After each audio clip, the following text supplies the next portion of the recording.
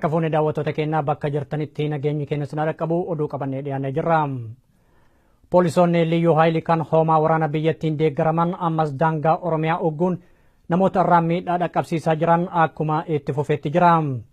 Kun geggeeffamaa kan jiru godina Baalee aanaa Raayituu keessatti yoo ta'u, jiraattota irratti dhukaasa roobsaniin namoonni 3 madaa'uun himamee jira. Guutuun gabaasa kanaa akka nutti dhiyaata.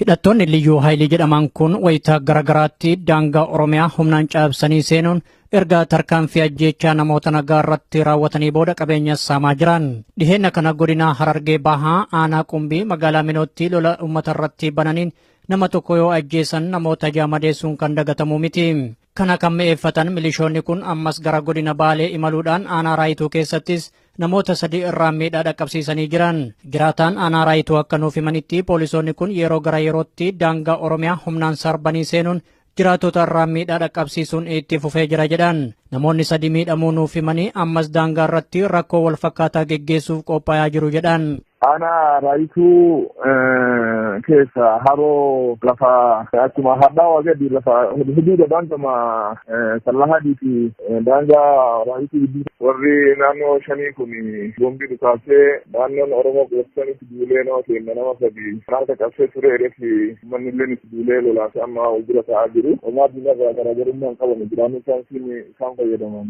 odoota fiiree kana wal fakkaatanii achiin biyyatee na diiguu lafatee na fudhachuuf yaaduu waan akkanaati wanni isaan dalagaa jiru. Loote galtoonni kun ergaa hoomaa waraana biyyattiin deeggaramanii daangaa Oromiyaa hulluuqanii seenanii booda namoota isaan miidhaa irraan gahan kana maqaa nuuf himanii jiru. Amma nama Bisheenjuraatu jedhamu tokkollee achitti innillee warruma daangaa dubbaa jiru ganda hedduu daangaa Somaalee fi wanni kana jira. Achitti mukaasan akka kutamee elati asillee namni martinuu gara Somaaliitti hin qabu walitti jiratanii dhufaniituma dhukaasa walitti bananii turanii dhukaasan gidduutti makalaatayaan seentee addaan xiqqoo akka waan dhaabduu gootee garuu wanni nama gaddisiisu bara maraayyuu bara dabriidhaan uummata keenya lafa isaanii dhiibuudhaan qinxaan godhamaa jiru hammaman jedhama. Poolisoonni liyyuu haayilii miidhaa kana kan dhaqqabsiisan haaraa akka hin taane nuuf himanii jiraattonni garee kana ofirraa dhoorguuf wayita gurmaa'anitti loltoonni agaazii danqaa uumaa jiru jedhan. Wayita milishoonni kun namoota irraan miidhaa dhaqqabsiisaa jiranitti ammoo wanti isaan dubbatan hin jiru. Kun kan agarsiisu duuchaan uummata Oromoo lafarraa dhabamsiisuu fi daangaa Oromiyaa muranii saboota birootiif kennuu akka ta'es ifa galaadha jedhan. Kaayyoon hidhattoota kanaa babal'ifannaa lafaa yoo ta'u, tumsa guddaa kan argatan mootummaa federaalaa kan ofiin jedhu irraa akka ta'es namni kun dubbatan. Daangaa Oromiyaa humnaan cabsanii seenuun namoota irraan miidhaa akka dhaqqabsiisan kan gargaare loltoota agaazii mooraa waraana Gindhiir qubsiifaman ta'ullee namni kun ibsan. Ammalloonni isaan gargaare naannoo kana aanaa Gindhiirra warri makalaatayaan lamadame kun warruma afaan Somaalee haasa'u kana. Kun kanaan osoo jiru hoomaan waraanaa wayyaanee meeshaa qabdanii kadhaa jechuun jiraattota hiraarsaa akka jirus namni kun himanii jiru. Amma qawwee fi qabeenya qaban garaayyuu galmeessuu qabdanii mootummaa fi kennuu qabdan jechuudhaan irraa hiikachiisanii harkatti deeffachuudhaaf labsiin akkasii talabsamee jira. Walgahii qondaalonni OPDO dheengadda magaalaa Burraayyuutti geggeessan irratti mormiin jabaan isaan mudachuun sagaleen waraabbii galma sanirraa miliqee nu ga'ee ni mirkaneessa. Jiraattuun magaalaa Kattaa Burraayyuu akka dubbatanitti maqaa haaromsaa jedhuun aangoo wal jijjiiruun keessan akka sunsumatti bakka wal jijjiiruu malee bu'aan dhufuu tokkos hin jiru jedhan. Oduu booda gabaasa addaa qabna nu hordofa. Namoonni 200 ol ta'an godina Arsii aanaalee Roobee fi Balee Gasgaarirraa qabamanii mana hidhaa Balee keessatti hidhaman dhukkuba tiraakomaa qabdu jechuun dirqamaan tajaajilli talaallii kennamaa fi akka jiru jiraattonni OMN itti himan. Hidhamtoonni kunniinis dhukkuba jedhame kana hin qabnu jechuun mormataa jiran. Bal'ina oduu kanaa akka nutti dhiyaata. Namni nuti dubbifne akka jedhanitti mootummaan humnaan biyyattii bulchaa jiru namoota duuchaan qabee mana hidhaa keessatti reebuu bira darbee maqaa eegumsaa dhukkuba tiraakomaa jedhuun dirqamaan tajaajila talaallii kennaafii jira. Tiraakooma dirqama godhanii talaallii kennaafii jira. Uummanni wanta kana waan isaa hin beekne tiraakooma maaltu jira maaf fudhanna jedhanii uummanni mormii kaafatu jechuudha. Isaan harka qabee jala waan jiraniif yaa dirqamatu ta'ee warri fudhateen jira warri dibeetiin jira. Kanaan osoo ta'e jiru uummanni hidhaafii dararaan adda addaa irra gaata jira. Inni wanta rogoota hin jedhanii daddabaata jiru. Mana hidhaa aanaa Balee wajjaa poolisii aanichaa jechuudha. Gochaan kun raawwatamaa kan jiru waajjira buufata poolisii aanaa Balee keessatti yoo ta'u, tilmaamaan hidhamtoota 200 ol ta'ullee dubbatan. hidhamtoota kanarratti dhuguma dhukkubni tiraakomaa jedhamu argamee jira gaaffii jedhuuf namni kun yoo deebisan. Tiraakomaan tokko hin jiru wanti hundatti tokko hin jiru mallattoo isaaf illee isaa argamu tokko hin jiru. Yaa dirqamaan dhibee uummatatti fiduudhaaf jechuudhaan uummata eegsisiisanii dhamtoonni filatan jiru. Namoota dhibba lama akkasumas mana ilaalichaa fi shakkan ta'etti baadiyyaa keessa deemanii dirqamaan kennaa turan. Yoo dhugumaan hidhamtoota kanaaf kan yaadan taate yakka tokko malee kanneen hidhaman hiikamuu qaban. Sirni cunqursaa kun mana hidhaa keessatti reebichaan hidhamtoota kana miidhuun hanqannaan dhukkuba faalameen dararaa akka jirus yaaddoo qaban ibsan. Kanarraa ka'uun hidhamtoonnis qoricha summaayaa kanaan miidhamuu hin qabnu jechuun mormataa akka jiranis namni kun nuuf himan. Gama biraatiin ammoo dargaggoonni 2,000 ol ta'an aanaalee hedduu keessaa qabamanii gara mooraa leenjii waraana Xollaayee geeffaman achitti mirgi namooma isaanii sarbamaa akka jirus dubbatan. Walii jala aanota Fadurraa aanaa Balee Abbeellee Haree fi Roobe keessaa gara dargaggoota 2,000 akka jiru illee isa tilmaamaa 2,000 akka jiru naqatamee ture. Xollaayee keessa turee jira ammaa gara ji'a namaa ga'ee jiru jedhamanii Xollaayeetti. Maatiin hidhamtoota kanaa Xollaayee deemanii ilmaan isaanii arguudhaaf carraa hin arganne jechuun namni kun dubbatanii jiru. Xollaayee keessatti reebicha irratti raawwatameen garmalee miidhamuu fi akkasumas ijoolleen kun umriin gaheeyyii waan hin ta'iniif dargaggoonni ja'a qofa gara maatii isaaniitti deebi'aniiru jedhan. Namni ijoollee umriin isaanii osoo hin geenye jedhanii fi tokko immoo nama jaha jira akka ana walitti nama jaha ijoollee hin takka fayyaa dhaggeedhanii keessatti ijoollee immoo warra ijoollee shanii umrii isaanii hin geenye fayyadu jalqanii ijoolletti sunillee immoo akka yaada hin kennamne ijoolleen yaada irraa fudhanneef ijoolletti sun fageessanii akka hin dubbanidhanii akeekkachiisan jechuudha informeeshinii akka hin dubbanidhanii. Hidhamuun Dooktor Maraaraas ta'ee hoogganoota paartii KFO siyaasaa biyyattii irratti miidhaa hamaa dhaqqabsiisaa jechuun daayirektarri liigii mirga namoomaa gaanfa Afrikaa obbo Gaaromaa Waaqosaa dubbatan. Itichaa guddataa gabaasa qaba.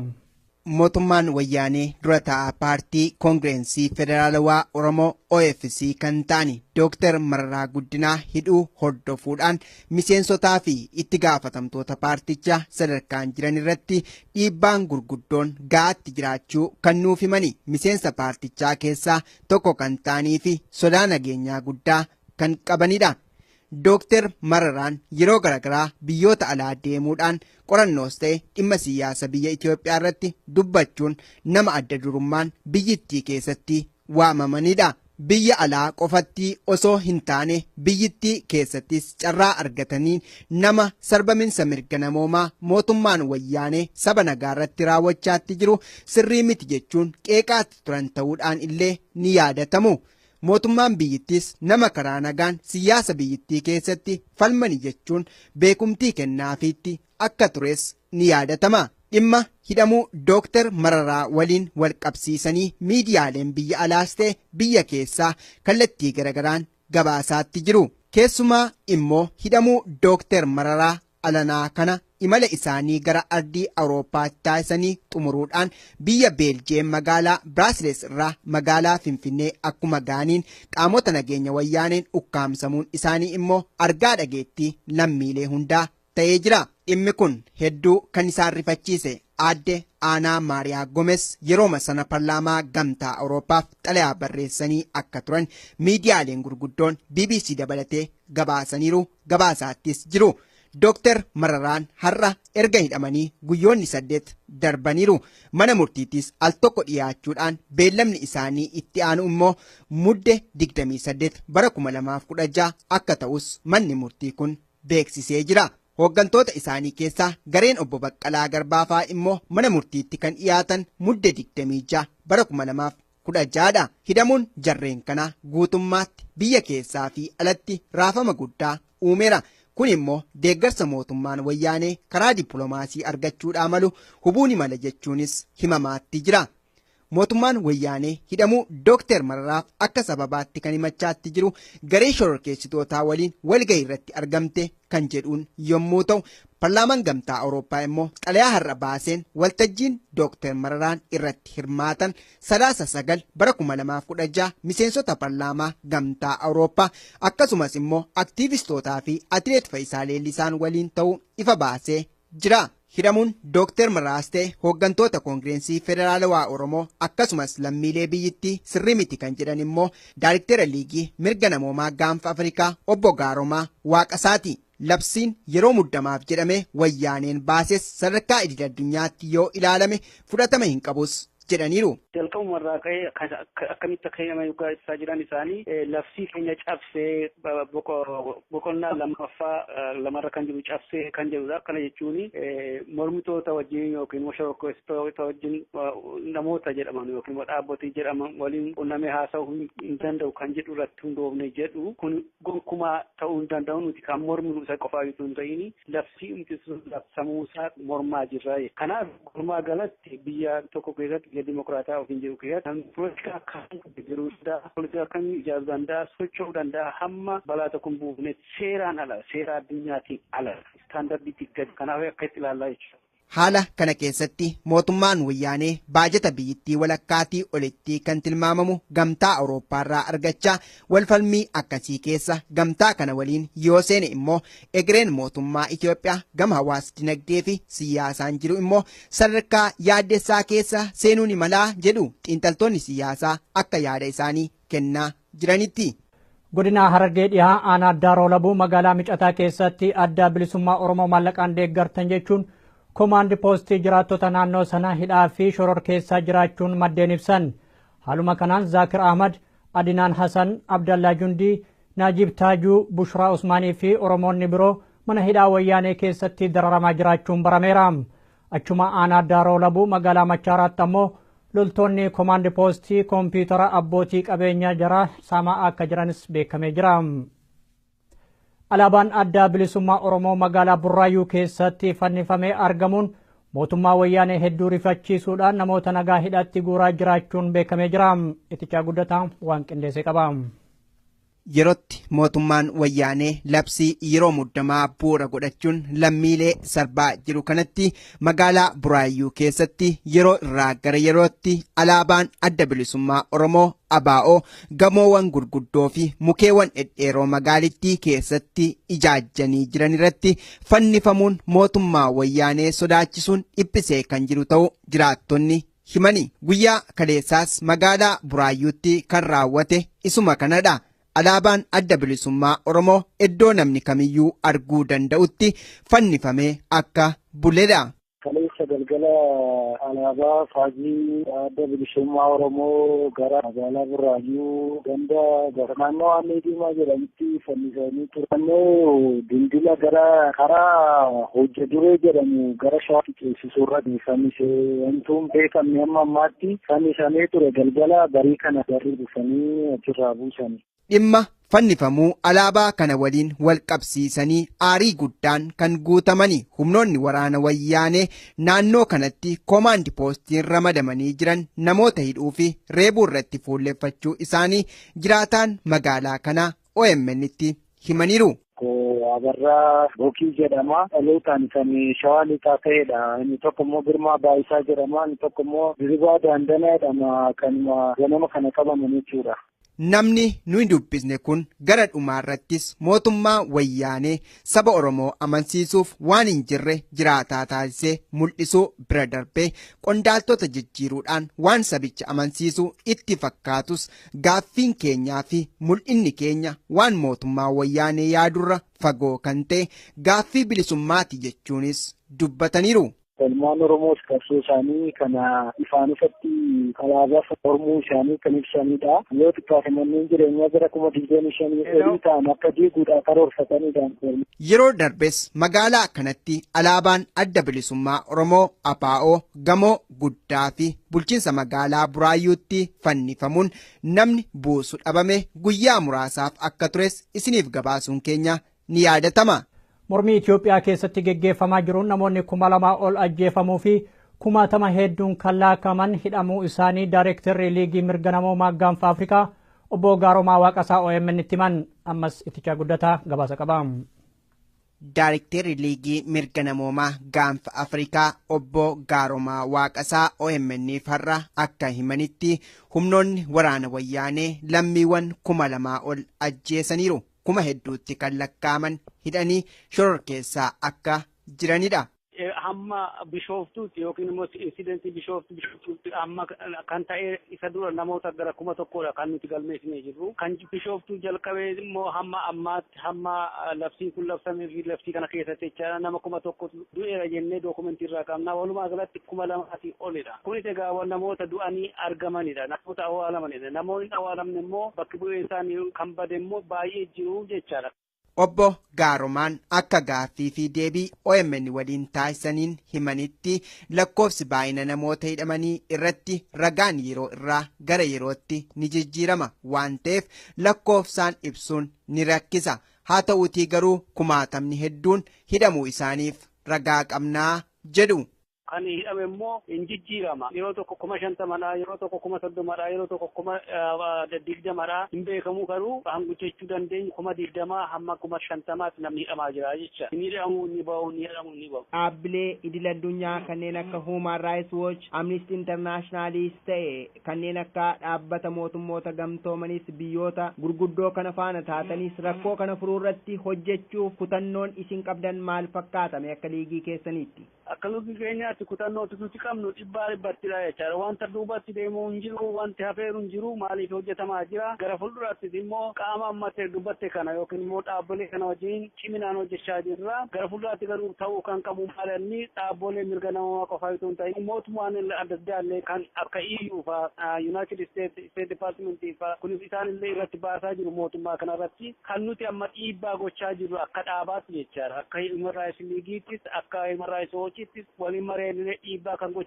gochaa jirru warra du'e yookiin warra hidhame gabaasuu qofaa otoo hin ta'in mataa isaaniitti Human Rights Commissionerii mataa isaa gaafateera mootummaa Itoophiyaa irratti dhiibbaa godhanii yoo danda'ame qaamni lammaffaa qaamni sadaffaa galee akka to'atu yookiin akka ilaalu wanta ta'aa jiru akka gabaasuu jechaadha. Yoo ammas immoo lammaffaa immoo mootummaa Itoophiyaa irratti dhiibbaan godhame mootummaan kun karaa sirriitti akka deebi'u qabatamatti kan ta'e akka fudhatan dhiibbaa irratti gochaa jira gama keenya mootummoota adda addaatti jecha mootummoonni kun mootummoota Itoophiyaa gargaaran ikoonomiidhaan jechaadha.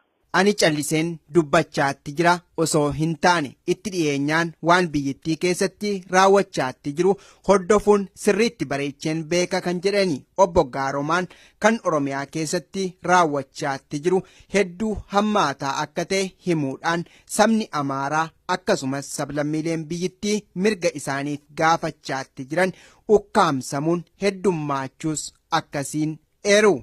Paketti kan ta'aa jiru gaddisiisa. Ani immoo eenyaa waan beekuuf waan faana deemaa jiruuf Itoophiyaa keessatti kan uummata Oromoo fi uummata walumaa galatti uummata Amaaraa irratti taanaan irra caalaayyuu warra mirga isaanii gaafatan irratti jira. Kan raawwatamaa jiru dhuguma akka ilma namaati yookiin akka ilma namaa irratti kan hojjetan irratti hojjetamaa jira. Gochaan mootummaan wayyaanee lammiilee isaa irratti raawwachaatti jiru sarbaminsa mirga namoomaa guddaadha. Kan jedhanii Daayirikteerri Liigii mirga namoomaa gaanfa Afrikaa obbo Gaaromaa Waaqasaa sabichi irree tokkoon dhaabbachuun sirna kana ofirraa fonqolchuun furmaata jechuunis dhaamaniiru. Labsiin atattamaa uummanni akka rakkina keessan galle akka balaan uummatan qaqqabnedha labsiin akkasii bahuu kan qabu. Itoophiyaan garuu labsii kana booda uummatatti mana cufee loltoota isaa ergee mana keessatti ajjeesaa jira jechaadha. Faallaadha jecha. Labsiin kun labsii uummata irratti uummata gaaga'umsa irraa dhorkuuf yoo ta'in labsii uummata irratti gaaga'umsa geessisuuf kan labsame jedhee fudhachuu nan danda'a jechaadha. Kanaaf amma saanaan kan nu baasu kan uummata baasu uummanni kun cimee mootummaa kana fuuldura dhaabbachuu qaba. Kana gara fuulduraatti deebi'uu hin jiru maaliif wanti hafaa jiru hin jiru jechaadha akka seera addunyaatti jechaadha jalmannee son ta'in faana buunee hordofaa jirra gabaasaa jirra uummannis immoo kana beekee gara fuulduraatti dhiibbaa irraa gochuu qabaa jechaadha mootummaa kun mootummaa uummata fixaa jiru waan ta'eef uummanni harka kennuu hin qabu. Egaan daawwattoota keenya oduun har'aaf qabnu kanuma amma gara gabaasa addaa qabnutti isin dabarsa itti dhiyaadha.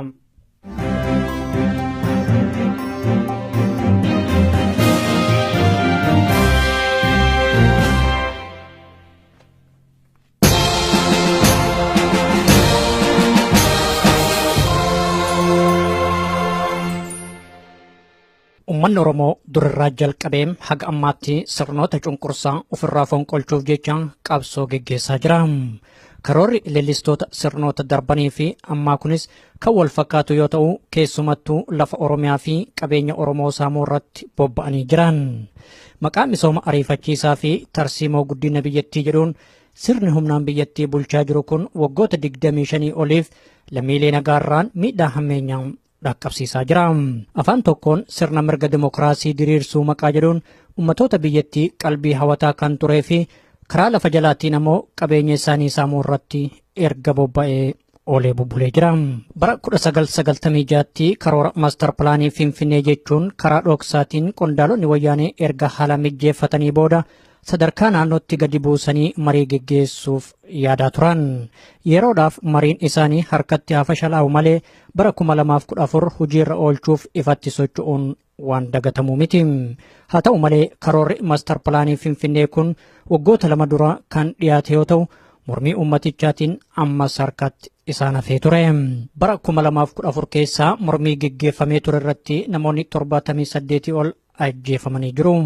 Mootummaan humnaan biyyattii bulchaa jiru erga dhiiga lammiilee nagaa dhangalaasee booda ammas bifa haaraan labsii qindaawaa magaalota Oromiyaa Finfinneetti makuu maqaa jedhuun ija isaa hidhatee as bahee ture. Labsiin qindaawaa magaalota Oromiyaa kun kan of jalatti hammatu aanaalee 17 fi magaalaalee 37 ta'uun isaa beekamaadha. Bal'inni lafa kanaa tilmaamatti heektaara miliyoona 1.2 yoo ta'u karoorri sun qotee bultoota hedduu kan lafa isaanii irraa buqqisu ta'ee mul'atee jira. Kana mormuudhaan ammas bifa haaraan bara 2015 magaalaa Gincii irratti mormiin eegalee ture. Mormiin kun osoo addaan hin citin dhawaataan Oromiyaa guutuu aanaalee 350 irratti bifa adda ta'een geggeeffamaa jira. Mormii kanarrattis wareegamni olaanaan homaa waraana biyyattiin uummata Oromoo mudataa jira. Yoo xiqqaate waggaa tokko oliif mormii geggeeffamaa jiruun namoonni 3,000tti dhiyaatan loltoota hammeenyaan guutamaniin yoo ajjeefaman 60,000 ol ammoo manneen hidhaatti raarfamaa jiran. Ta'us garuu mormiin ummatichaa hin dhaabbanne. Karoorri labsii qindaawaa magaalota Oromiyaa Finfinneetti makamuu qaba jechi jedhu kan dhiyaate mootummaa federaalaa jedhuun akka ta'e wal naman gaafachiisu. Haa ta'u malee karoorri sun gubbaa irratti bocamee gara caffee Oromiyaatti yoo dabarfamu qondaalonni OPDO ammoo hojiirra oolchuuf wixxifachuunis ni yaadatama. Magaalota zoonii 9tti qoodamanii karooraan dhiyaatan keessaa bulchiinsi magaalaa Burraayyuu hangafa turte. Erga dhiigni lammiilee nagaa dhangala'ee lubbuun namoota nagaa kumootaan darbee booda maqaa haaromsaa jechuunis dubbii biraa uumaa jirti. Guyyaa dheengaddaa ture waltajjii qondaalonni caffee Oromiyaa irraa dhufuudhaan bulchiinsa magaalaa Burraayyuu keessatti geggeessaa osoo jiranii kan mormiin isaan mudate. Ijoon marii qondaalota kanaa maqaa haaromsa jedhuun akka ta'e beekamaadha. Marii san irratti kantiibaa magaalaa Burraayyuu kan duraanii obbo Dhaabaa Jinfeessaa sadarkaa hooggansa isaanii irraa kaasanii nama biraa bakka buusuuf wayitaa yaalamaa turettis mormiin dabalataan isaan hudhee jira. Mormiilee geggeeffamaa ture keessaa sagaleen waraabbii dhoksaan miliqee harka OMN gahee jira. Namoota yaa'ii sanirraa qooda fudhatan keessaa jiraattuun bulchiinsa magaalaa Burraayyuu Kottaa nam tokkodha. Marii geggeeffame irratti pirezidaantiin bulchiinsa Oromiyaa obbo Lammaa Magarsaa qooda irraa kan fudhatan yoo ta'u mormiin jiraattotaan isaan hacuucuu sagalee waraabbii nu ga'e irraa mirkaneessuun danda'amee jira. Jiraattuun magaalaa Burraayyuu Kottaatuun akka dubbatanitti maqaa haaromsa jedhuun aangoo wal jijjiiruun keessan akka sunsumaatti bakka wal jijjiiruu malee bu'aan dhufu tokkos hin jiru jedhan. Ganda kattaa Burraayyuu irraan ta'e ani dubbachuu kan barbaadu garuu sumsuma qayyaruu numaan godhu isa jedhamu tokko xinnooshii aareeffamuun akka jirutti ta'ee achuma sumsuma qayyaran hin barbaachisu sumsumarraa gara maandajaa gara istoofii isa jedhamutti illee too jijjiirranne gaariidha. Maaliif garuu ammas achumatti jijjiirratan achumatti teessoo jijjiirame malee oddoo nu gargaaruu wayii nu fayyaduu danda'utti miti kan jijjiiramanii jiranii oddoo sanatti xinnoo seeraan aareeffamni kun hin taaneen jedha. Jijjiirraan qondaalota OPDO gaaffii sabni Oromoo dhiyeeffataa jiruuf deebii hin ta'u kan jedhan jiraattoon magaalaa Burraayyuu gaaffiin keenya gaaffii bilisummaa qofa jechuun sodaa tokko malee ifatti dubbatan. Gareen OPDO biyya bulchina ofiin jedhan maqaaf malee hojiidhaan wanti isaan hojjetan hin jirus jedhan. Dhuguma OPDO'n aantummaa saba isaanii kan qaban yoo taate osoo uummanni Oromoo loltoota wayyaaneetiin dhumaa jiru maaliif cal'iftanii ilaaltu gaaffiin jedhus dhiyaatee ture. Kana malees maqaadhaaf pirezidaantiin bulchiinsa Oromiyaa yeroo ammaa obbo Lammaa Magarsaati. Isaan kun maaliif muummee ministeera biyyattii ta'uu dhaban gaaffii jedhuun qondaalota kana bokossanii jiru. Sagalee fi hamileen miira onnachiisaa ta'e galma keessatti yoo geggeeffamus sagalee waraabbii kanarraa dhageenyee jirra. Maaliif obbo Lammaa Magarsaa pirezidaantii naannoo Oromiyaa jedhamee ta'an maaliif waliin siqu xaqilay ministeerii maaliif hin ta'u? Isaan sun immoo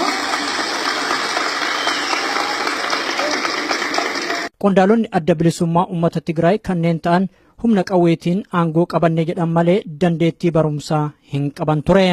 Haa ta'u malee kanneen barumsa baranne jedhan kan akka obbo Lammaa Magarsaa maaliif hooggansa waliigala biyyattii irratti ol dhufuu dhabaniin gaaffii biraa ta'e as bahee jira. Ani akkanatti fakkaatu tan uffadha dhiifa manaaf godhaayi yeroo baay'ee taagaa'us nan jedhu warreen achirra jedhanii taaglan na'u jedhu. Tigrii irra turan waan ta'eef oddoo Lammaan baratee eessa baratee akka as ga'e irraa amma gaannatti fakkaani maaliif tigrii fi barumsi waliin hin adeemu.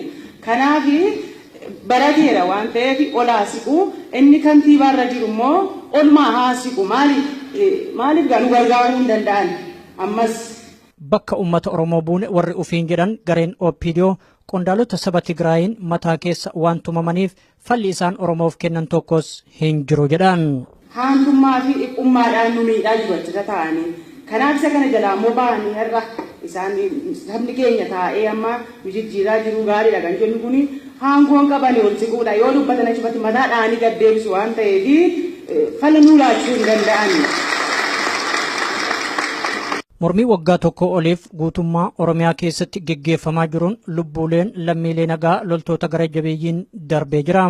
Garaan uummata Oromoo wayita ammaa kanatti madaa'ee waan jiruuf rakkoo kana tasgabbeessuu dhiisanii daran hojii fofokkisaa hojjetaa jiran. Lubbuu lammiilee darbanii kaasuun hafee qabeenyi barbadaa'ee jira jechuun sirni cunqursaa kun gara miidiyaa isaatiin ololuun salphinaa fi gadda guddaadha jedhan. Lammiilee nagaa loltootaan ajjeefamanis gaddaan yaadatanii jiru. Mootummaan ummatoota karaa nagaatiin mormii geggeessaa jiran irratti tarkaanfii fudhateef dhiifama gaafachuu akka qabus jiraattuun magaalaa Burraayyuutuun gadi jabeessanii gaafatanii jiru. Kanaaf natti dhagahama baay'ee dhiifama naa godhaas niin jedheera. Fudhatama qabaachuu danda'a dhiisuu danda'a baay'ee natti dhagahama. Yeroo baay'ee taa'ee miidiyaan ilaalu qabeenyi gubatee qabeenyi caccabee akkas ta'ee jedhu qabeenya nutu fide qabeenya miti kan nu fide garuu lubbuu lamaa meeqatu immoo dhangala'ee meeqa dhiigni ijoollee Oromoo lafarra dhangala'ee deemsa nu dhoowwaa jira isa kana na gaddisiisan maaliif badii kan raawwate jiraachuu danda'a hin jiru hin jedhu garuu keessa nama meeqatu miidhame isa kanaaf immoo maaliif akka namaatti rakkoo bulchiinsa gaarii jedhee mootummaan ofitti fudhateera kana ta'e maaliif kaasaan kaffalu warreen dhumeef kaasaa kaffalee dhiifama uummataan maaf hin jedhu fakkeenyaaf na madaa'eera garaan koo madaan koo kun otoo hin suphamiin sirriidha jedhee kanaa ol fudhadhee adeemuu hin danda'u kanaaf namni tokko hin dogoggoraa dhiifama gaafata dogoggorsa keessa galame kanaanii dhiifama jedhamee uummatatti gadi ba'ee dhiifama gaafatee kaasaa kaffalamuu kan irra jiru kaffaluu qaba. Dhimma dargaggoota Oromoollee kaasanii ijoolleen boru Oromiyaaf abdii ta'an wayita ammaa manneen hidhaatti guuramanii jiru. Isaan kanaaf furmaanni itti kennamuu qabas jedhan. Dargaggoonni kee dargaggoota jedhama yeroo hundaa lafee dugdaatu dargaggeessi jedhama. Lafeen dugdaa mana hidhaatti akkasitti qoonqoodhaan achitti du'ee huleedhaan achitti du'uu hin qabu. Kanaaf ammas rakkina kan uume jiraa jedheera. Kan immoo homaa otoo gadi ba'ee dhokatee gaadaa keessa jiru ani akka kattaatti axiriirraan utaalanii galanii mana keessaa ijoollee nagaa nama gaafachuu hin dandeenye fuudhanii amma eessa akka jira wallaalee kan jiru jira. Kanaaf isa kana furmaanni itti laatamu. Jiraattuun tun gochaa fi jecha obbo Abbaay Tsahayyee uummata Oromoo jedhanis yaadatanii furmaanni waaraan hatattamatti kan dhiyaanne yoo ta'e rakkoo kanaaf mootummichatu itti gaafatamas jedhan. Kuni furmaata itti laatamne sobaadha amma namni dubbachuu sodaatee kan ta'u boru ji'a 3-4 booda amma immoo kubaanti poostiin dhufeera iyyuudha akka barbaadan galuun hin danda'ama jedhama. Boru cabsanii nu jeesuu nu hidhuu isa jedhamu sodaate malee namni dubbachuu sodaatee miti. Kanaaf iyyuu ani maaliif nuti taphachiisu immoo dhuguma isiniin jedha yeroo baay'ee Abbaay Tsahayyee aangoo maal qaba maqaa Abbaay Tsahayyee jettu inni xurataayyuu baay'ee minaan jedhamu jira. Amma sachirra taa'ee galabaa maqaaxal jedhee yoo tokko miidiyaa irratti naqaye kana jechuun maal jechuudha isaanumaan isaan gumnaa jedhu. Uummanni Oromoo uumama isaarraa jalqabee ummatoota biyyattii hundaaf kan naga hawwuudha. Garuu namoonni ilaalcha dhiphummaatiin guutaman maqaa balleessii ummata keenya irratti raawwataa jiran kun hatattamatti dhaabbachuu akka qabus akeekanii jiru. Maaliif amma nuun asii gadee kanadha akka xabbaaboo shibaan amma nuun jechuutti dhiphaa miti. Akka Oromootti Oromoon dhiphaa miti. Otoo dhiphoota taane nuti otoo zaranyoota taane gaafa ijoolleen keenya goodaarratti dhangalaatu ayyakkitu saadhiistus nutis kaane akka nuti fakkaatee dhoofnee dhangalaasa ture hin goone. Mormiilee geggeeffamaa jiruun sodaa tokko malee kanneen qoma isaanii qawweetti qabaa jiran dargaggoota keenya jedhan. Dargaggoonni kun gaaffii mirga abbaa biyyummaa fi abbaa qabeenyummaa gaafachuu malee yakki isaan uuman tokkos hin jiru. Haa ta'u malee mootummaan kun akkuma amala isaa maqaa balleessuu irratti bobba'ee jira. Kanaaf lammiilee karaa nagaan mormii geggeessaa jiran maqaa balleessuu osoo hin taane gaaffiin isaanii sirritti deebi'uu qaba jedhan. Wayini immoo laphee dhiibaniitti kaatanii yaasa'uudhaan kan hafe waayyuu hin darbanne. Kanaaf nuti sirumaa dhiqoota miti Waaqayyo nu bal'isee sammuu bal'aas nutti kennee biyya bal'aas nutti kennee uummata bal'aa kan nutti kennee warra jiraatudha dhiqoota miti yeroo baay'ee dhiqamtoota kana dhageessana nuun hin jedhina. Dhumarrattis mormiin mana addeessaa irrattis ka'ee jira. Kunis ijaarsa seeraan alaa maqaa jedhuun namoota harka qalleeyyii jalaa manneen isaanii diigamaa jira. Namoonni kunniin lafa handhuura isaanii irratti dhalate irratti kan isaan mana jireenyaa ijaaratanii jiran. Haa ta'u malee gareen dantaa dhala namaa hin qabne kun lafa namoota kanaa saamanii ofii itti ijaaratuuf maqaa hin jirreen manneen diigaa jiran. Kanaaf manneen qotee bultoota Oromoo fi jiraattotaa diigamuu hin qabu jechuun ifatti morman. Inni lammaffaan immoo adaraa kanas hin jedhu waa'ee mana addeessaa irratti. Isa kaan du'aan dhabnee boonyeerraa boo'ichi garaa keenya nu gubeera. Inni kaan immoo jiraatti du'aa jira. Jiraatti du'uudhaaf jira qaxaroon itti qabatamee boru har'a yoo jechuu baatu. Kana gaafan jedhu manni diigamuu jechuun du'aadha. Har'a dhuguma isin jedhan namni daabboo tokko nyaachuu hin dandeenye jira. Kanaafi mani haddeessa maal kana caala sitti mileen sabaa mileen minaamina jechaan jiranii abbaa isaa yeemaa sukkaaraa maaliidhaan kan nyaatan maali hiyyeessi keenya moo irratti dhalate irratti guddate sharaan irraa jalaa hin diigamiin siddatanyoota jettanii maalirraa dhufee galeera amma isaanis sharaan qophaa'eera keenyaas gaafa diigdan sharaa qopheessaati irraa kaasa garuu namni immoo lubbuusaa irratti iyyuu murteessa jedheeti hiyyeessi rakkatee itti gale malee kanaaf ilaalcha godhadhaa Waaqayyoon sodaadhaatii jedha galatooma.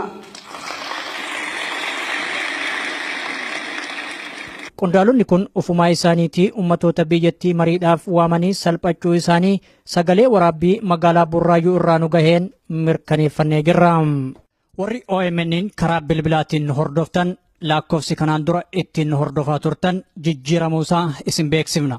Haaluma kanaan lakkoofsofni haaromni tolaan OMN ittiin dhageeffachuu dandeessan kanneen United States keessa jiraattan 641525055 United Kingdom 0330336332 Germany 51180904047 Norway 219532 08 Sweden 0840303194 Italy 0689973019 South Africa yookaan Afrikaa Kibbaa 271200305 Austraaliyaa 0280725170 irratti nu dhageeffachuu dandeettan. Biyyoota birootiif lakkoofsa haaraa akkuma baafneen isin beeksifna. Galatoomaa OMN.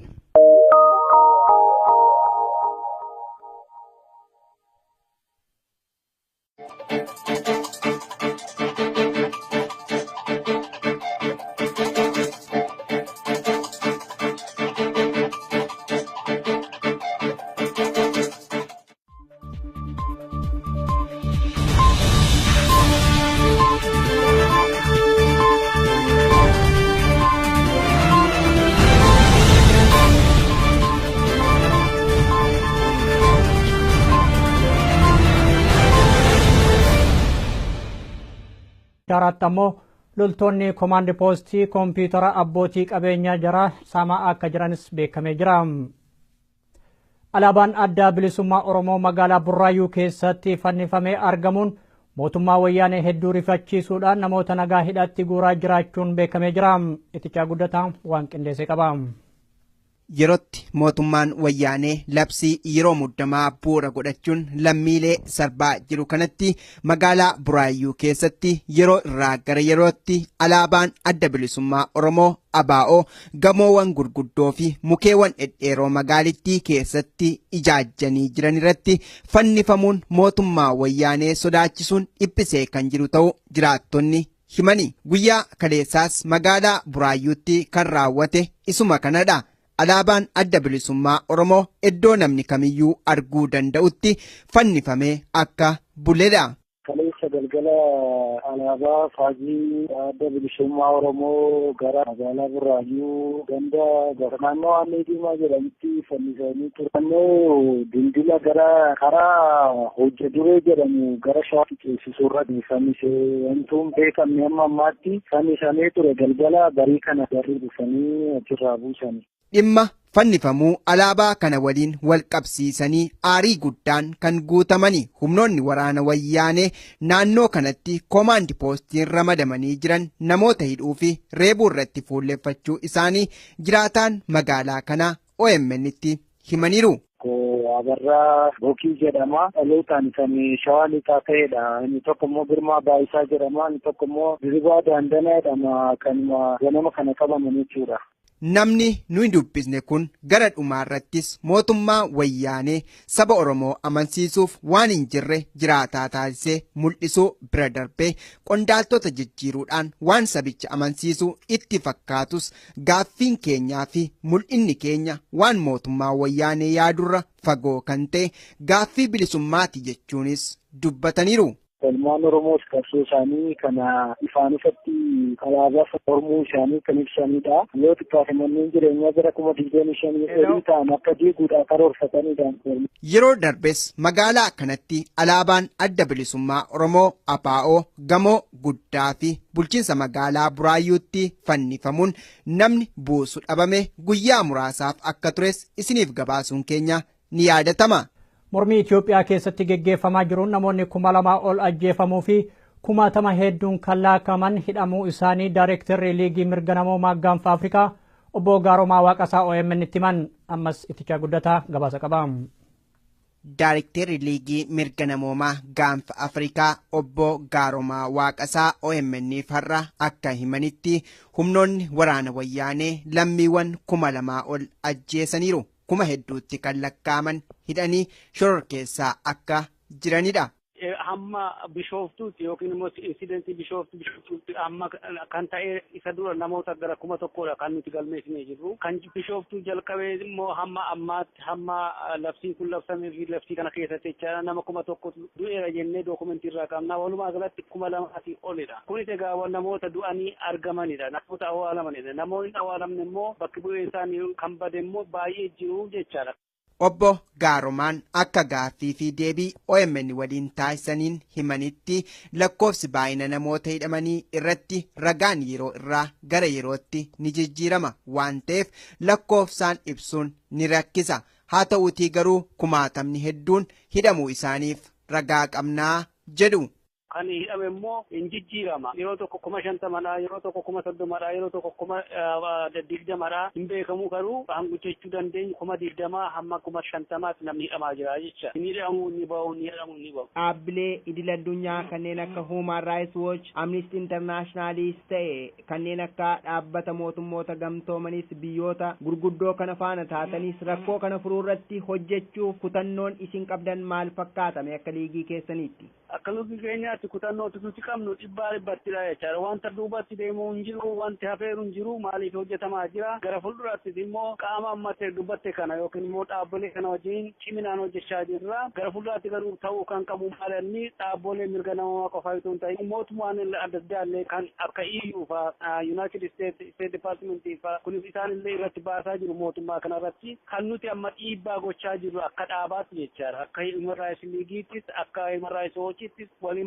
baay'ee dhiibbaa kan gochaa jirru warra du'e yookiin warra hidhame gabaasuu qofaa otoo hin ta'in mataa isaaniitti Human Rights Komishineerii mataa isaa gaafateera mootummaa Itoophiyaa irratti dhiibbaa godhanii yoo danda'ame qaamni lammaffaa qaamni sadaffaa galee akka to'atu yookiin akka ilaalu wanta ta'aa jiru akka gabaasu jechaadha. Yoo ammas immoo lammaffaa immoo mootummaa Itoophiyaa irratti dhiibbaan godhame mootummaan kun karaa sirriitti akka deebi'u qabatamatti kan ta'e takkaa fi akka fudhatan dhiibbaa irratti gochaa jira gama keenya mootummoota adda addaatti jecha mootummootni kun mootummoota Itoophiyaa gargaaran ikoonomiidhaan jechaadha. Ani calliseen dubbachaatti jira osoo hin taane itti dhiyeenyaan waan biyyattii keessatti raawwachaatti jiru hordofuun sirriitti bareecheen beeka kan jedhani obbo Gaaromaan kan Oromiyaa keessatti raawwachaatti jiru hedduu hammaataa akka ta'e himuudhaan sabni Amaaraa akkasumas sablammiileen biyyattii mirga isaaniif gaafachaatti jiran ukkaamsamuun heddummaachus akkasiin eeru. Paketti kan ta'aa jiru gaddisiisan ani immoo eenyaa waan beekuuf waan afaan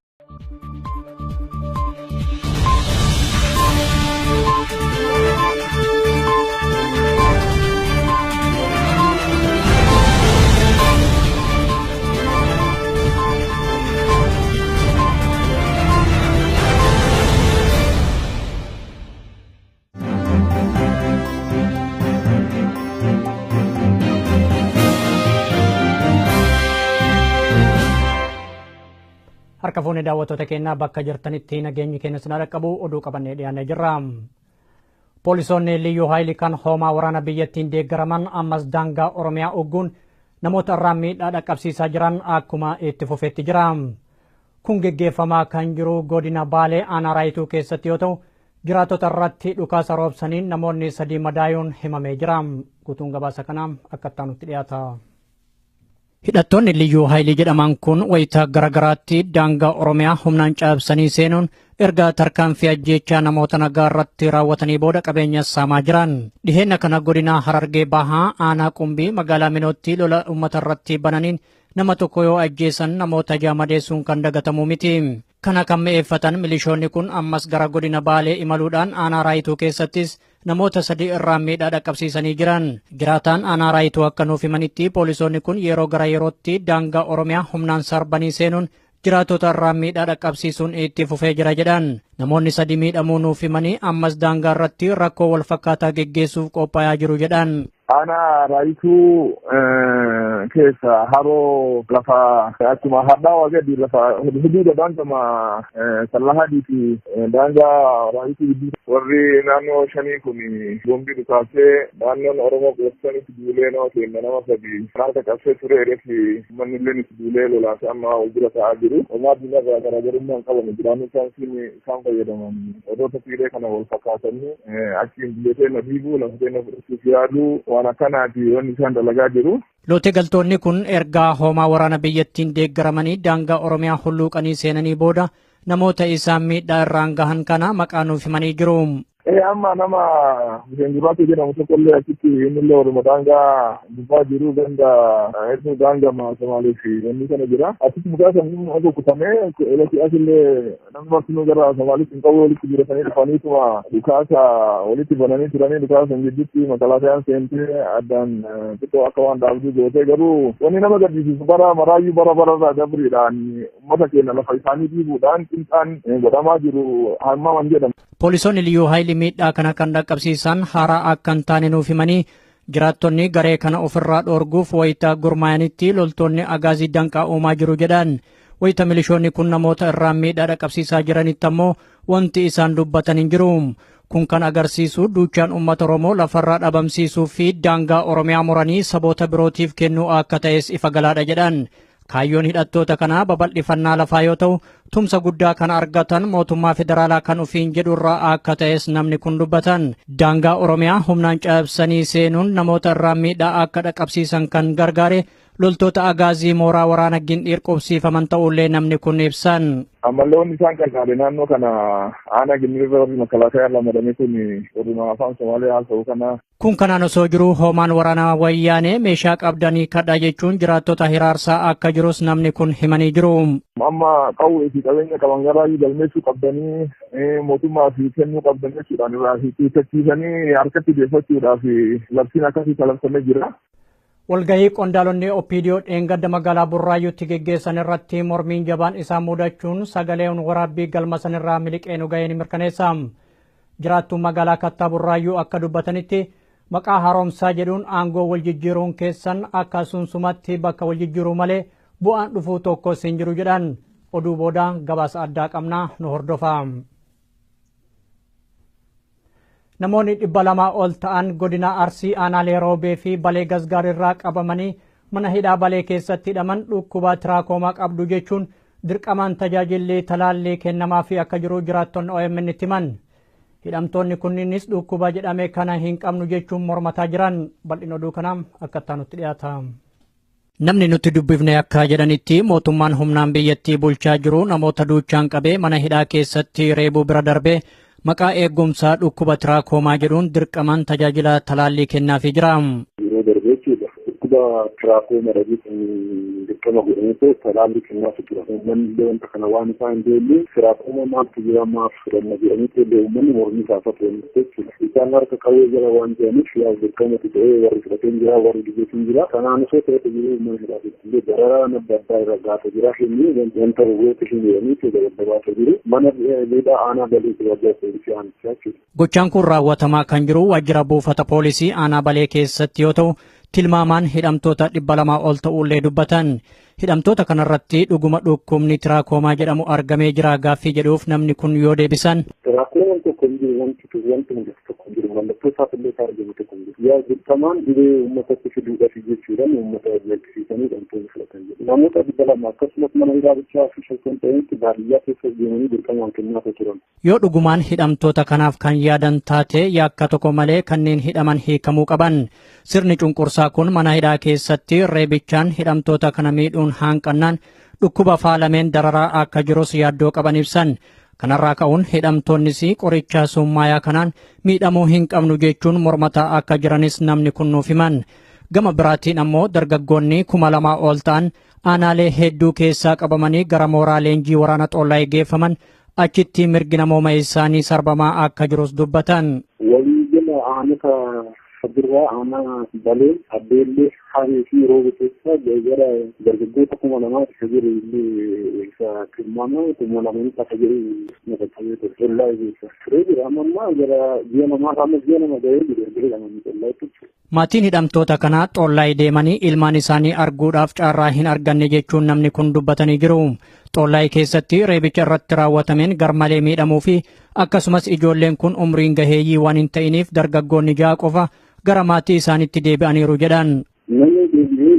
Ijoollee umriin isaanii osoo hin geenye jedhanii fi tokkommoo nama jaha jira akka ana walitti nama jaha ijoollee hin takka fayyaa dhabdeedhanii keessatti ijoollee immoo warra ijoollee shanii umrii isaanii hin geenye kan jedhu jalqabanii ijoolletti sunillee immoo akka yaada hin kennamne ijoollee yaada irraa fudhanneef ijoolletti kan fageessanii akka hin dubbanidhanii akeekkachiisan jechuudha informeeshinii akka hin dubbanidhanii.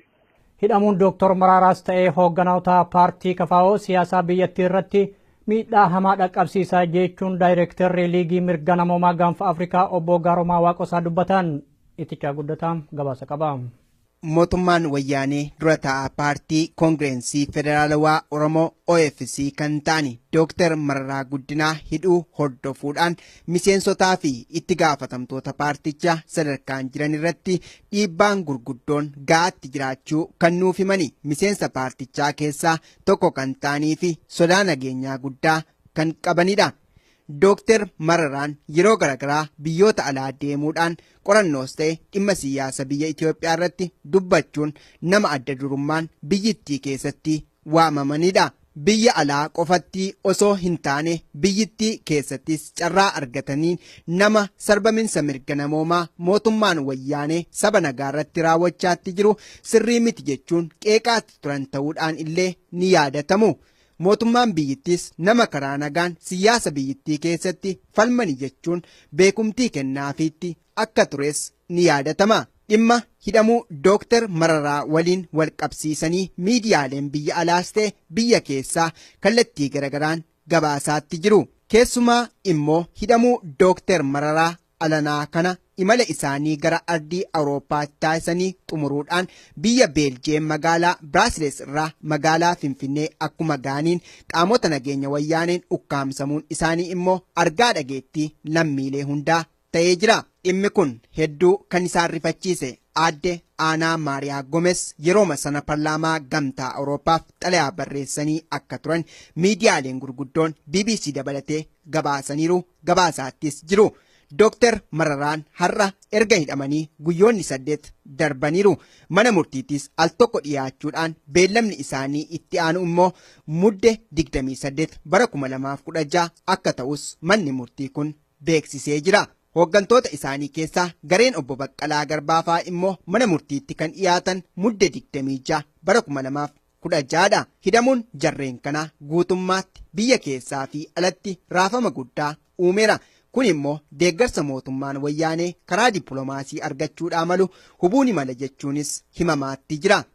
Mootummaan wayyaanee hidhamuu Dooktar Mararaaf akka sababaatti kan himachaatti jiru garee shororkeessitootaa waliin walgahii irratti argamte kan jedhuun yommuu ta'u, paarlaamaan gamtaa Awurooppaa immoo xalayaa har'a baaseen waltajjiin Dooktar Mararaan irratti hirmaatan 9 bara 2016 miseensota paarlaamaa gamtaa Awurooppaa akkasumas immoo aktiivistootaa fi atileet Faayisaa Leellisaan waliin ta'uu ifa baasee jira. Hidhamuun Dooktar Mararaas ta'e hooggantoota Koongireensii Federaalawaa Oromoo akkasumas lammiilee biyyittii sirrii miti kan jedhan immoo Daayirektara Liigii Mirga Namoomaa Gaanfa Afrikaa obbo Gaaromaa Waaqasaati.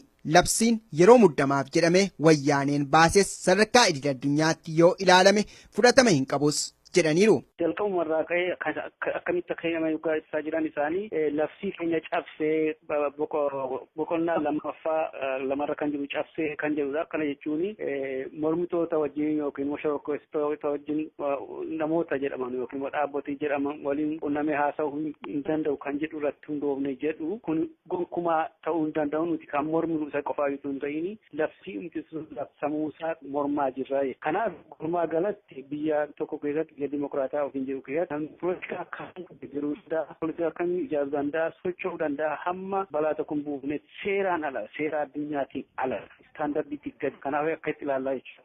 Haala kana keessatti mootummaan wayyaanee baajata biyyittii walakkaatii olitti kan tilmaamamu gamtaa Awurooppaarraa argachaa walfalmii akkasii keessa gamtaa kana waliin yoo seene immoo egereen mootummaa Itoophiyaa gama hawaas dinagdee fi siyaasaan jiru immoo sadarkaa yaaddessaa keessa seenuu ni malaa jedhu xiinxaltoonni siyaasaa akka yaada isaanii kennaa jiranitti. Godina Harargee dhihaa aanaa Daaroo Labuu magaalaa Micataa keessatti adda bilisummaa Oromoo maallaqaan deeggartan jechuun Komaandi poostii jiraattota naannoo sana hidhaa fi shororkeessaa jiraachuun maddeen ibsan. Haaluma kanaan Zaakir Ahmad, Adinaan Hasan, Abdallaa Jundii, Naajib Taajuu, Bushraa Usmaanii fi Oromoonni biroo mana hidhaa wayyaanee keessatti dararamaa jiraachuun barameera. Achuma aanaa Daaroo Labuu magaalaa Machaa deemaa jiru Itoophiyaa keessatti kan uummata Oromoo fi uummata walumaa galatti uummata Amaaraa irratti taanaan irra caalaayyuu warra mirga isaanii gaafatan irratti jira. Kan raawwatamaa jiru dhuguma akka ilma namaati yookiin akka alam namaa irratti kan hojjetamu irratti hojjetamaa jira. Gochaan mootummaan wayyaanee lammiilee isaa irratti raawwachaatti jiru sarbamiinsa mirga namoomaa guddaadha kan jedhanii Daayirektarri Liigii Mirga Namoomaa Gaanfa Afrikaa obbo Gaaromaa Waaqasaa sabichi irree tokkoon dhaabbachuun sirna kana ofirraa fonqolchuun furmaata jechuunis dhaamaniiru. Labsiin irratti uummanni akka rakkina keessan galle akka balaan uummata hin qaqqabnedha labsiin akkasii bahuu kan qabu. Itoophiyaan garuu labsii kana booda uummatatti mana cufee loltoota isaa ergee mana keessatti ajjeesaa jira jechaadha. Faallaadha jecha. Labsiin kun labsii uummata irratti uummata gaaga'umsa irraa dhorkuuf yoo hin ta'in labsii uummata irratti gaaga'umsa geessisuuf kan labsamedha jedhee fudhachuu nan danda'a jechaadha. Kanaaf amma saanaan kan nu baasu kan uummata baasu uummanni kun cimee mootummaa kana fuuldura dhaabbachuu qaba. Karaa kanafee gara fuulduraatti deebi'uun hin jiru. Maaliif wanti hafaa jiru hin jiru jechaadha. Akka seera addunyaatti jechaadha. Jalmannee son ta'in faana buunee hordofaa jirra, gabaasaa jirra. Uummannis immoo kana beekee gara fuulduraatti dhiibbaa irraa gochuu qabaa jechaadha. Mootummaa kun mootummaa uummata fixaa jiru waan ta'eef uummanni harka kennuu hin qabu. Egaan daawwattoota keenya oduun har'aaf qabnu kanuma amma gara gabaasa addaa qabnutti isin dabarsa itti dhiyaadha.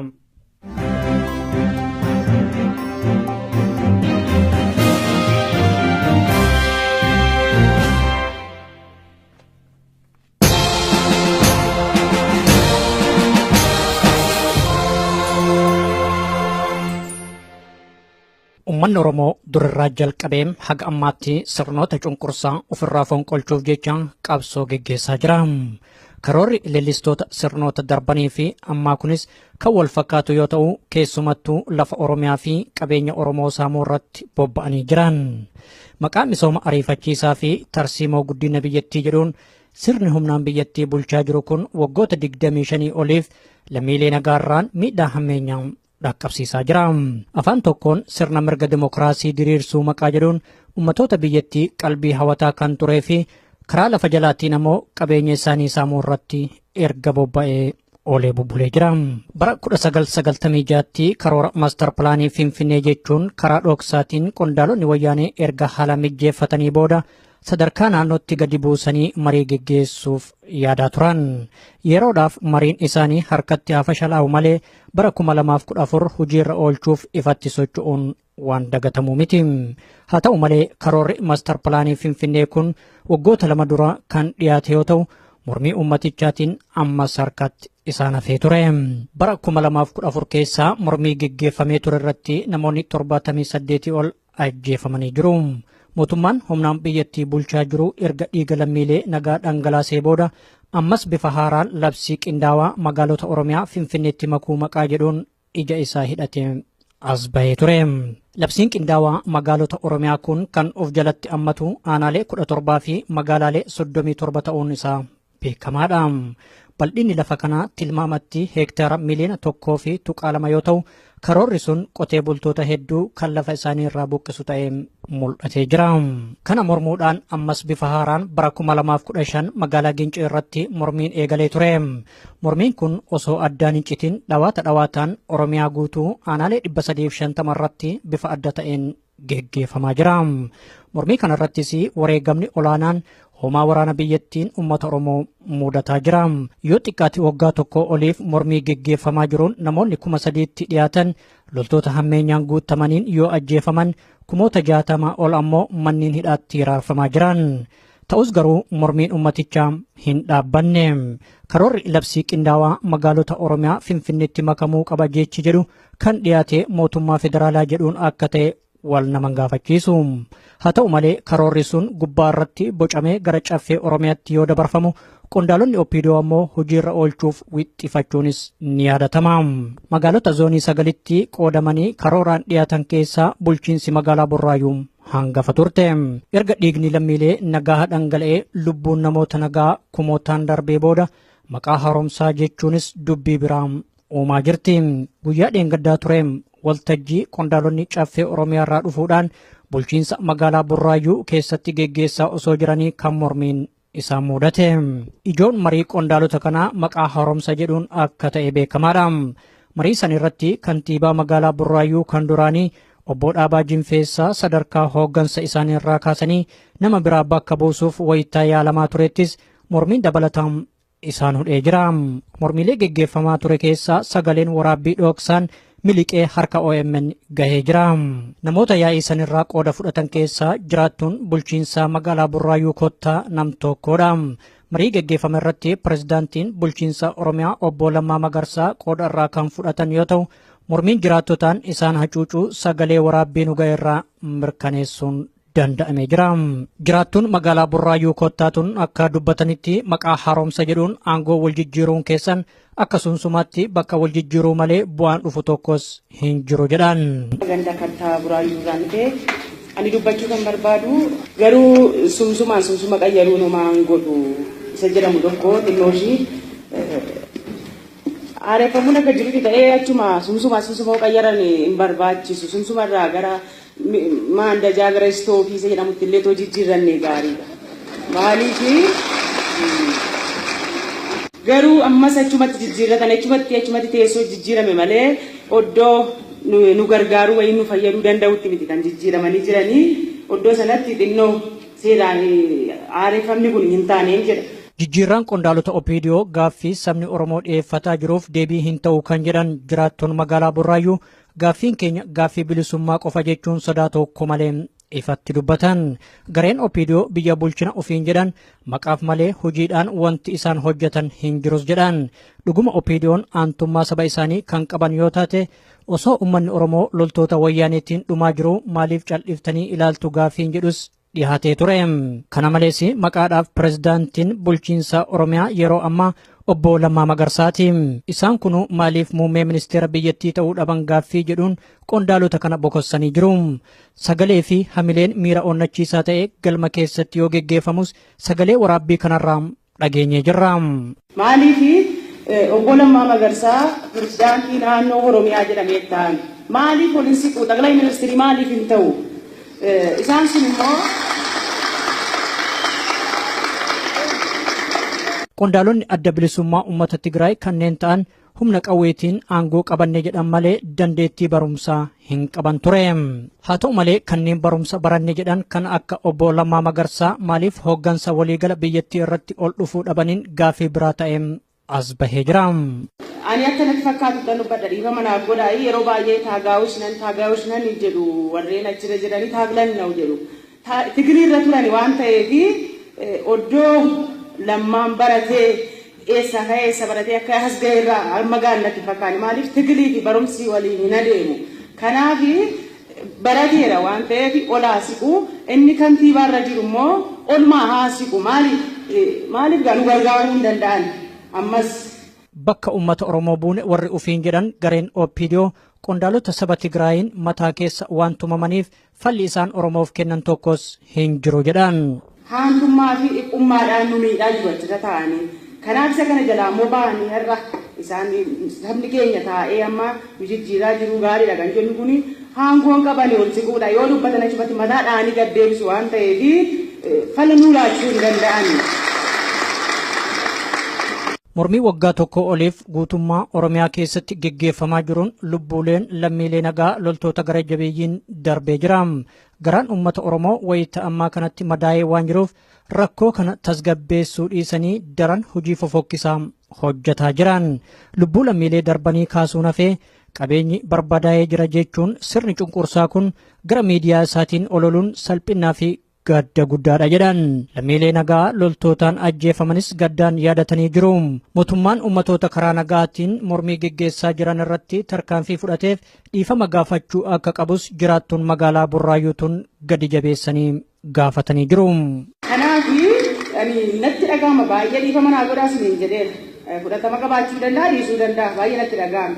Yeroo baay'ee taa'ee miidiyaan ilaalu qabeenyi gubatee qabeenyi caccabee akkas ta'ee jedhu qabeenya nutu fide qabeenya miti kan nu fide garuu lubbuu lamaa meeqatu immoo dhangala'ee meeqa inni ijoollee Oromoo lafarra dhangala'ee deemsa nu dhoowwaa jira isa kana na gaddisiisan maaliif badii kan raawwate jiraachuu danda'a hin jiru hin jedhu garuu keessa nama meeqatu miidhame isa kanaaf immoo maaliif akka namaatti rakkoo bulchiinsa gaarii jedhee mootummaan ofitti fudhateera kana ta'e maaliif kaasaan kaffalu warreen dhumeef kaasaa kaffalee dhiifama uummataan maaf hin jedhu fakkeenyaaf nama daa'eera garaan koo madaan koo kun otoo hin suphaniini sirriidha jedhee kanaa ol fudhadhee adeemuu hin danda'u kanaaf namni tokko hin dogoggoraa dhiifama gaafata